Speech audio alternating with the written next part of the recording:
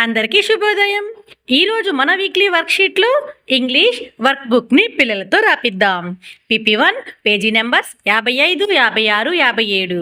PP2 page numbers 55, 56, 57. ఇక్కడ ఒక అంగన్వాడీ కార్యకర్త ఈ యాక్టివిటీ చేస్తున్నారు. రండి చూద్దాం. ఈరోజు మనము ఎస్ అనే అక్షరాన్ని నేర్చుకుందాం. ఓకేనా? నేర్చుకుందామా? విధంగా ఉంది. ఈ అక్షరాన్ని మనము ఎస్ అంటాం. ఏమంటాము? నిఖిత ఇక్కడ చూడన్నా. ఏమంటాము? ఎస్ లోన మనకి కొన్ని పదాలు వస్తాయి అన్నమాట. ఆ పదాలను గురించి ఈ రోజు మనము నేర్చుకుందాం. ఓకేనా? ఎస్ అంటే సన్. సన్ అంటే మనకి సూర్యుడు కదా.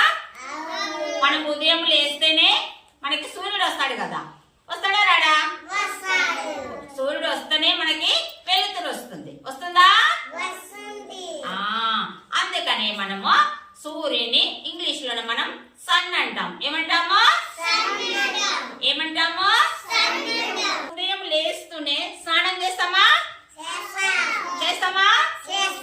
చేస్తాం కదా. సోప్ తో చేస్తాం. ఏంతో చేస్తామా? సోప్ అంటే సబ్బు. సోప్ అంటే ఏంటిది? ఇక్కడ వచ్చేసి స్పైరల్. స్పైరల్ అంటే ఉడుత. స్పైరల్ అంటే ఎస్తో మనకు వచ్చేసి స్పైరల్ వచ్చిందా? ఇక్కడ వచ్చేసి మనము ఏముందిడా? సైనల్. దీన్ని మనము సైనల్ అంటాం. ఏమంటాము? ఇక్కడికి వచ్చి మనము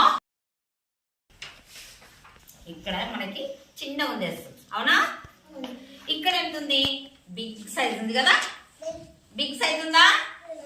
కాబట్టి ఇక్కడ కూడా మనము ఈ చుక్కల్ని ఇలా కలుపుతూ రంగులు వేద్దాం. వేద్దామా?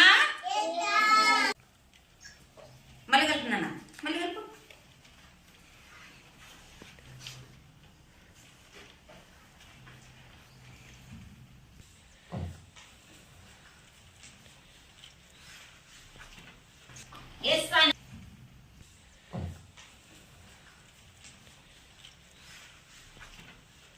ఎస్ అనే అక్షరంతో కొన్ని పదాలను నేర్చుకుందామా? ఇక్కడనేమో ఎస్ అనే అక్షరంతో సన్. ఇక్కడేమో ఎస్ అనే అక్షరంతో స్నేక్. ఇక్కడేమో ఎస్ అనే అక్షరంతో సోప్. ఇక్కడేమో ఎస్ అనే అక్షరంతో సాల్ట్. ఇక్కడేమో స్టార్. ఉన్నాయా? ఇక్కడ మార్గం గుర్తు రెడ్డుతో మనకు ఒక బాణం గుర్తుంది. ఈ బాణం గుర్తుని ఏం చేయాలి? మనము ఈ విధంగా చుక్కలని కలపాలి. కలపండి అందరూ. రైట్ అన్న. ఇక్కడ ఇది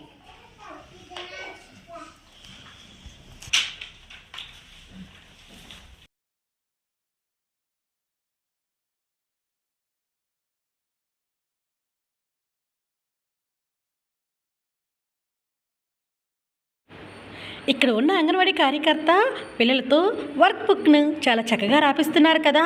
పిల్లలకు కూడా టీచర్ చెప్పిన సూచనలు అనుసరిస్తూ వర్క్ బుక్ని చాలా చక్కగా రాస్తున్నారు. మరి ఇంకెందుకు ఆలస్యం, రండి ఈరోజు మన అంగన్వాడీ కేంద్రంలో ఉన్న పిల్లల చేత కూడా ఇంగ్లీష్ వర్క్ బుక్ని రాపిద్దాం. Thank you.